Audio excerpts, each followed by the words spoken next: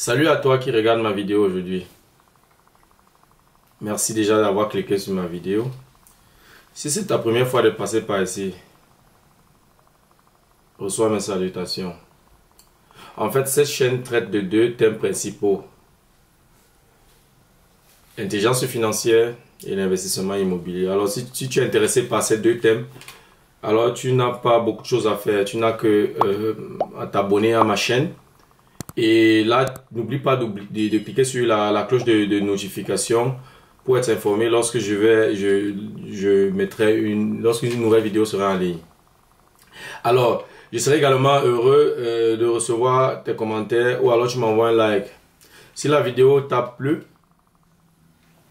tu n'hésites pas à me recommander. J'aimerais te poser une question. As-tu déjà pensé ou alors as-tu déjà investi dans l'immobilier? Si ce n'est pas encore le cas, qu'est-ce que tu attends? J'aimerais te dire quelque chose. Il n'y aura jamais un bon moment pour investir dans l'immobilier. Les excuses ne manqueront jamais. Il y aura toujours une excuse pour ne pas investir dans l'immobilier. Avant la pandémie, les prix de l'immobilier étaient élevés. Pour obtenir un bien, ce n'était pas facile. Les taux d'intérêt étaient également élevés. Pendant la pandémie, l'économie était presque à genoux. Beaucoup de personnes ont perdu leur boulot. C'est vrai, les taux d'intérêt étaient en baisse. Mais pour cette raison, les prix des biens immobiliers ont également augmenté. Et l'excuse était claire, avec ces prix, il n'est pas rentable d'investir dans l'immobilier. Beaucoup de personnes disaient également que puisque l'économie est à genoux ou alors l'économie est instable, c'est pas rentable d'investir dans l'immobilier. Après la pandémie, les taux d'intérêt ont augmenté. C'est vrai que les taux d'intérêt ont augmenté et les prix immobiliers n'ont pas vraiment baissé. Mais maintenant, beaucoup de personnes disent que les prix immobiliers sont élevés, alors ils ne peuvent pas investir dans l'immobilier. De toutes les façons, quelle que soit la période, trouver des excuses ne manqueront pas. Mais moi, je te conseillerais de te lancer. Je te conseillerais de regrouper toutes les informations possibles pour te lancer dans l'investissement immobilier. Les raisons pour lesquelles tu devrais investir dans l'immobilier feront l'objet de cette vidéo. On se retrouve juste après le générique.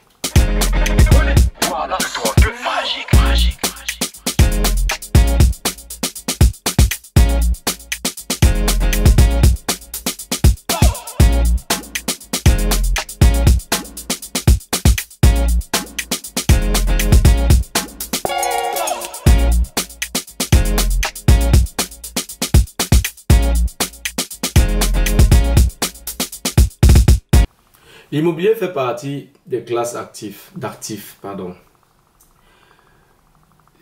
Quelles sont ces classes d'actifs? Comme classe active, nous avons l'immobilier, nous avons les actions, nous avons les matières premières, nous avons des crypto-monnaies. Il y en a plusieurs. Donc si toi-même tu tapes sur internet classe d'actifs, tu vas toi-même découvrir et puis chercher ce qui passe avec tes objectifs, avec tes attentes. Le principe des classes d'actifs, le principe est simple. En fait, tu investis et tu reçois les intérêts de ton investissement. Quand tu investis, tu as des plus-values ou alors tu as des bénéfices grâce à l'augmentation de la valeur. Si par exemple, tu investis dans l'immobilier et tu achètes à une valeur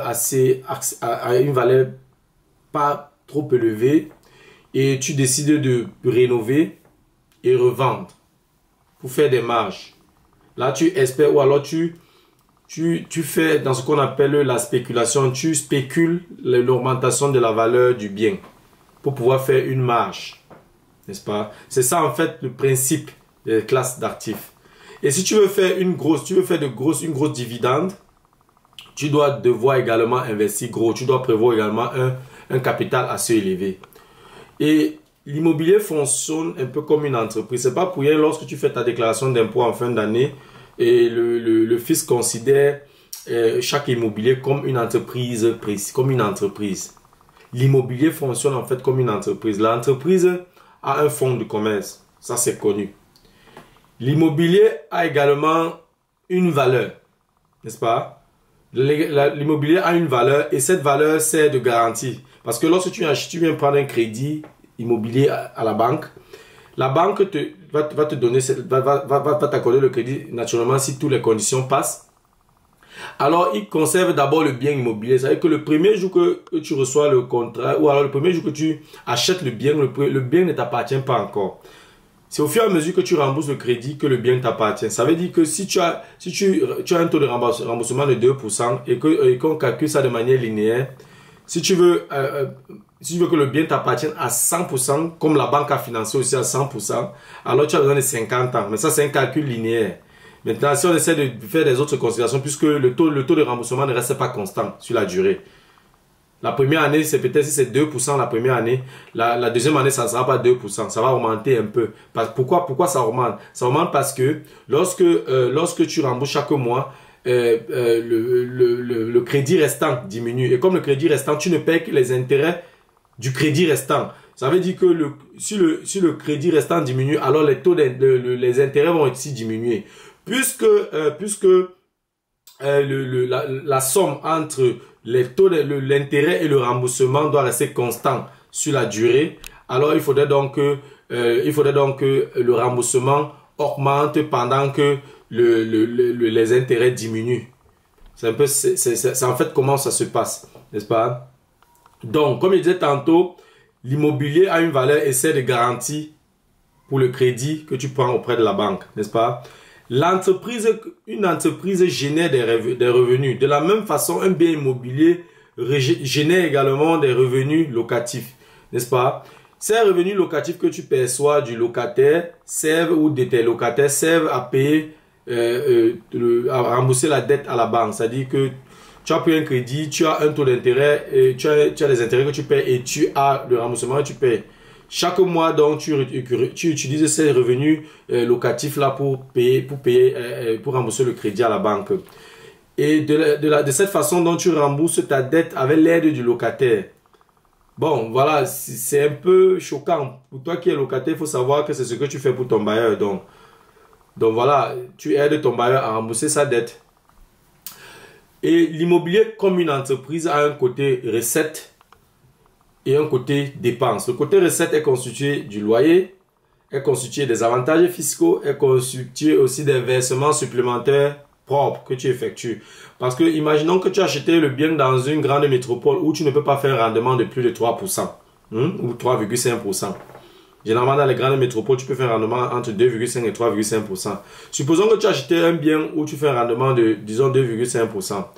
Et si tu as un taux d'intérêt qui est déjà au-delà de 2,5%, tu comprends très vite que le loyer que tu reçois, les recettes que tu as ne te permettent pas, n'est-ce pas, de rembourser ta dette ou alors de payer le remboursement et les intérêts par mois à la banque. C'est pour ça que tu dois faire des versements supplémentaires propres. Donc du coup, comme recette, tu as le loyer, tu as les avantages fiscaux et tu as également les versements supplémentaires propres pour que l'investissement fonctionne. Et comme une entreprise, l'immobilier a un côté dépense, n'est-ce pas? Et ce côté dépense est constitué des intérêts que tu payes à la banque, le remboursement que tu payes à la banque, tu as l'entretien du bien qui coûte également, tu as les assurances que tu dois payer, tu as l'administration de l'immeuble ou l'administration de ton bien qui coûte également. Ça, tu dois également considérer ça comme une dépense. Tu as des réserves pour l'entretien. Et au cas où quelque chose, ou alors au cas où tu as un problème dans le bien et qu'il faut résoudre, parfois les réserves que l'administration de l'immeuble fixe par mois, ça ne suffit pas pour résoudre le problème. Alors tu es obligé d'avoir des réserves pour l'entretien de ton bien. Et il y a également certains coûts comme par exemple les pertes de loyer au cas échéant. Il peut arriver par exemple que voilà, tu as un locataire qui fait peut-être 5 ans et puis décide de quitter. Et s'il quitte donc l'appartement, tu dois peut-être engager les travaux de rénovation et puis remettre encore sur le marché pour la location. Pendant ce temps, tu ne reçois pas de loyer. Et à ce niveau-là, ce sont des dépenses pour toi. Donc, ces pertes de loyer sont considérées comme les dépenses pour ton bien immobilier. Passons donc aux raisons pour lesquelles tu devrais investir dans l'immobilier. Des raisons pourquoi tu devrais investir dans l'immobilier. Première raison, l'immobilier est fondamental pour créer la richesse. Je ne connais pas de millionnaires qui n'ont pas un patrimoine immobilier. La plupart des millionnaires ont un patrimoine immobilier. Ça doit être, c'est clair. Et ce n'est pas magique. Vous voyez un peu, il y a quelques recettes pour réussir dans l'immobilier. Il y a deux recettes principales. Il y a notamment le capital étranger, c'est-à-dire que si tu trouves un bien qui coûte 100 000 euros, tu n'achètes pas le bien directement avec 100 000 euros cash, mais tu l'achètes avec l'aide de la banque. Ça, c'est un capital étranger. Et tu as donc les revenus locatifs qui te permettent de rembourser la dette. Ça, c'est deux recettes qui te permettent de grandir, qui te permettent d'augmenter ton patrimoine. Donc, ces deux recettes-là que tu devais noter si tu veux investir dans l'immobilier. Voilà deux recettes, deux avantages. Deuxième raison pourquoi tu devrais investir dans l'immobilier. Dans les grandes métropoles, il y a une pénurie de logements.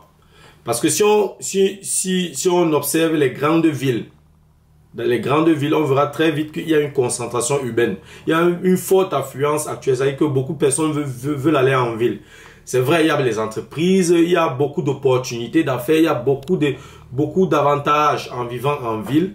Donc du coup, tout le monde veut y aller et ça rend le jeu un peu plus difficile, n'est-ce pas? Nous avons les demandes qui sont très importantes. C'est-à-dire que le fait que tout le monde veut y aller, ça augmente la demande et malgré que l'offre n'augmente pas, n'est-ce pas? Et il y a aussi très peu de nouvelles constructions dans les grandes villes. Nous voyons également les prix des biens immobiliers qui montent tous les jours et ça monte, c'est vrai, les loyers augmentent également, mais les deux n'augmentent pas de manière proportionnelle. Donc ça entraîne donc des rendements ça entraîne en fait des rendements qui sont pas vraiment attractifs. Donc du coup, il faudrait également tenir compte de ça. Mais c'est un avantage pour nous les investisseurs, n'est-ce pas? Puisque c'est un marché qui est assez bruyant. Alors voilà, tu es sûr que si aujourd'hui tu es un locataire, dans 30 ans tu auras encore un locataire. Le plus important ici, c'est d'avoir une bonne stratégie, c'est d'avoir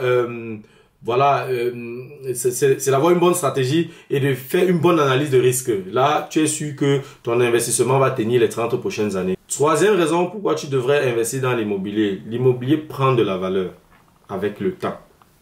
L'immobilier est une valeur réelle. Avec l'immobilier, tu es à l'abri des crises, n'est-ce pas? Oui. C'est vrai qu'il y a beaucoup d'autres considérations à faire, mais si on fait une comparaison avec d'autres classes d'actifs, on va se rendre compte que l'immobilier, oui, te met à l'abri de certaines crises, n'est-ce pas? Et avec l'immobilier, ou alors le marché immobilier est tellement bruyant, si bien qu'il est possible d'avoir une augmentation de prix, ou alors il est possible que le prix augmente même par an. Tout ça dépend donc de l'emplacement, ça dépend de l'état du bien, ça dépend de l'équipement, n'est-ce pas? Et voilà, ce que j'aimerais également dire, c'est pour ceux qui investissent en Allemagne, et si on fait une analyse sur le plan international, c'est-à-dire que si on regarde tous les pays qui sont autour de l'Allemagne, on verra très vite que les pays comme la Belgique, les pays comme la France, comme la Hollande, comme le Danemark, on verra très vite que les biens immobiliers en Allemagne sont vraiment très inférieurs. N'est-ce pas? Les prix sont vraiment bas. Ça veut donc dire quoi? Ça veut dire que tous ceux qui se lancent dans l'investissement en Allemagne sont sûrs que dans les 10 prochaines années, ces biens immobiliers prendront de la valeur. Puisqu'il y a un potentiel. Il y a encore du potentiel, n'est-ce pas? Et il y a un autre effet positif de l'investissement immobilier, c'est que lorsque tu as la possibilité, après chaque 3 ans d'augmenter ton loyer, L'augmentation de ton loyer entraîne de manière automatique l'augmentation de ta rentabilité, du rendement. Et l'augmentation du rendement augmente de manière automatique également l'augmentation de la valeur du bien immobilier, n'est-ce pas? Et il y a aussi d'autres possibilités d'augmenter la valeur du bien en optimisant le bien. Ça veut dire quoi? Comment j'optimise le bien? J'achète peut-être un immeuble où il y a peut-être 5, 6 ou 8 appartements, 100 balcons, et puis je décide de me construire des balcons pour chaque appartement. En mettant le balcon, j'ai la possibilité d'augmenter le loyer. Et en augmentant le loyer, j'augmente de manière automatique mon rendement et de manière automatique la valeur du bien immobilier. C'est valable par exemple pour un appartement où j'ai acheté où il y a une douche, ou alors il y a une douche qui contient une baignoire, et je décide de changer dans la baignoire en mettant une douche normale. Et en le faisant, je peux augmenter la valeur du bien. Et voilà, et de manière automatique, je peux augmenter le loyer, et de manière automatique, j'augmente la valeur du bien, autant pour moi. Quatrième raison pourquoi tu devrais investir dans l'immobilier. Le fisc est ton ami. Le fisc est l'ami de l'investisseur immobilier. Oui, ça sera peut-être surprenant pour beaucoup de personnes. Ça paraît surprenant, mais il faut juste, avec une toute petite intelligence financière, tu comprendras très vite que lorsque tu investis dans l'immobilier, tu as beaucoup d'avantages fiscaux, n'est-ce pas? Si on regarde les autres possibilités d'investissement, par exemple comme les actions, les fonds ou alors les crypto-monnaies, ces crypto-monnaies sont imposées fiscalement. C'est-à-dire que si tu investis dans la crypto-monnaie et que tu fais un bénéfice ou un gain de, disons, plus de 800 euros par an, tu dois payer 25% au fisc comme taxe, n'est-ce pas? Or, dans l'immobilier, ça ne fonctionne pas comme ça. Dans l'immobilier, quand tu investis dans l'immobilier, en principe, l'État a le devoir, n'est-ce pas, de mettre le logement à la disposition de ses citoyens. Alors, si toi, en tant que citoyen, tu mets les logements à la disposition des autres citoyens, comme toi, alors l'État te récompense. C'est pour ça qu'il y a beaucoup d'avantages fiscaux quand tu investis dans l'immobilier. Comme l'autre investissement fiscal, il y a l'amortissement. Je ne vais pas vraiment entrer en détail, ça je le fais dans mes différents workshops. Je vais juste dire 2 mots par rapport à l'amortissement. L'amortissement, ce n'est rien d'autre que... Voilà, je vais expliquer ça de manière simple. Tu as acheté un appartement dans un bien immobilier, dans un immeuble, et au fil du temps, cet immeuble perd sa valeur du point de vue fiscal, un peu comme une voiture ou bien comme un ordinateur portable. Voilà. Et grâce à cette usure, puisque ça s'use au fil du temps, grâce à cette usure, à cause de cette usure, le bâtiment perd sa valeur, n'est-ce pas? Et comme le bâtiment perd sa valeur, l'État amortit donc cette perte de valeur sur 40 et 50 ans en fonction de l'année de construction du bien, n'est-ce pas? Et si tu achetais un bien immobilier que tu conserves pendant 10 ans en location, alors lorsque si tu veux vendre le bien après 10 ans, tu ne vas pas payer de taxes, il n'y aura pas d'impôt, tu n'auras pas d'impôt à payer, n'est-ce pas? Ça, c'est le cas pour l'Allemagne. Bon, pour les autres pays comme la France, c'est mieux de prendre les informations auprès des fiscalistes sur place. Et si tu as acheté le bien pour y vivre, tu as 3 ans. Si tu conserves le bien pendant 3 ans, tu n'as pas besoin tu ne payes pas les impôts sur le bénéfice. Parce que généralement, si tu vends ça avant les 3 ans pour un bien où tu y vis, ou alors tu vends ça pendant les 10 ans pour un bien que tu as mis en location, voilà, tu vas payer les taxes en fonction de ton taux d'imposition, n'est-ce pas? Et si tu fais ça, tu fais un bon calcul, si tu es malin, tu vas te rendre compte que si tu achètes ton bien après 14 mois pour y vivre, le bien pour y vivre, après 14 mois, tu peux revendre et tu ne payes pas de taxes. Je vais expliquer ça de manière simple. Parce que ici, là, sur le plan fiscal, ici, on parle de l'année calendaire. C'est-à-dire que tu as acheté le bien en décembre 2021. de janvier à décembre 2022, ça fait il y a la deuxième année calendaire. Et puis en janvier 2023, tu es déjà à la troisième année. Or, c'est déjà 3 années, mais ça ne fait que 14 mois que tu achètes le bien. Et cette troisième année-là, tu peux vendre le bien et tu ne paies pas les impôts. Prenons un exemple simple. Après 2 ans, tu as vendu le bien et que tu as acheté le bien, disons, à 1 million d'euros. Si tu as un taux d'imposition de 40%, tu dois payer, bon, le bien a vendu à 1 million d'euros et ça a coûté par le passé, tout ce qui est comme dépense, c'est 800 000 euros. Quand tu fais la différence, tu as 200 000 euros. Maintenant, si tu fais 40% de 200 000 euros, tu seras donc à 80 000 euros que tu dois payer au fisc parce que tu as vendu le bien avant les 3 ans. Donc, il faut tenir compte de ça. 5e raison pourquoi tu devrais investir dans l'immobilier. L'immobilier est la prévoyance vieillesse parfaite. Et que chaque année, tu reçois certainement l'avis de pension où sont mentionnés ce que tu gagneras à la retraite. Mais si tu fais une observation précise, si tu regardes ça de plus près, tu vas te rendre compte qu'il y a un grand vide financier. Parce que tout ce qui est mentionné sur ce document, ce sont des valeurs brutes. C'est-à-dire que c'est une pension brute. Sur cette pension, il faut tenir compte des assurances, il faut tenir compte des impôts. C'est pas parce que tu es en retraite que tu ne payes plus les impôts, c'est faux. Donc, il faut tenir compte des assurances, il faut tenir compte des impôts. Et l'immobilier est donc la seule option, ou alors l'option parfaite, la solution parfaite pour combler ce déficit. N'est-ce pas? Puisque tu achètes l'immobilier aujourd'hui, chaque mois, ton locataire t'aide, un immobilier bien sûr que tu as mis en location, locataire t'aide à rembourser ta dette et chaque mois tu reçois le loyer, Après 30 ans, si le crédit tu as pris un crédit sur 30 ans ou sur 20 ans, pendant les 20 ans, tu rembourses avec l'aide du locataire le crédit. Donc, une fois que les 20 ans sont écoulés, tu n'as que quelques frais liés au fonctionnement, à l'entretien du bien que tu dois payer chaque mois et le reste t'appartient. Ça devient donc un revenu passif. Si tu as peut-être un bien, si tu as un bien et tu te retrouves avec un revenu passif peut-être de 300-400 euros, ce n'est pas petit. Imagine alors si tu as 10 biens, tu te retrouves avec facilement 4 000 euros de revenus passifs en tant que retraité. Et je crois que c'est largement suffisant pour pouvoir joindre les deux bouts. Voilà, c'était tout pour la vidéo d'aujourd'hui. J'espère que tu as apprécié la vidéo. Et dans la prochaine vidéo, nous aborderons 6 autres raisons d'investir dans l'immobilier. Reste scotché. N'oublie pas de t'abonner à ma chaîne. Et n'oublie pas également d'activer la cloche de notification pour être informé lorsque de nouvelles vidéos seront en ligne.